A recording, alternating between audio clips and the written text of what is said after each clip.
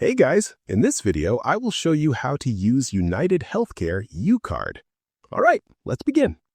First, you can use your UCard to buy over-the-counter items. Go to a participating store like Walmart, Walgreens, Kroger, or CVS. Pick eligible items like vitamins or first aid products. At checkout, scan the barcode on the back of your UCard to pay. Next, you can pay eligible utility bills with your card. You can pay online through your provider website or go to Walmart Money Center and pay in person using your UCard balance. Finally, manage your benefits by logging into the UCard Hub or the UnitedHealthcare app. You can check your balance, rewards, and nearby stores. You can also view eligible items and benefits details there. This helps you avoid declined purchases. So that's basically how you can use UnitedHealthcare UCard. And that's it for this video. If you find this helpful, consider subscribing and giving this a big thumbs up. Thanks.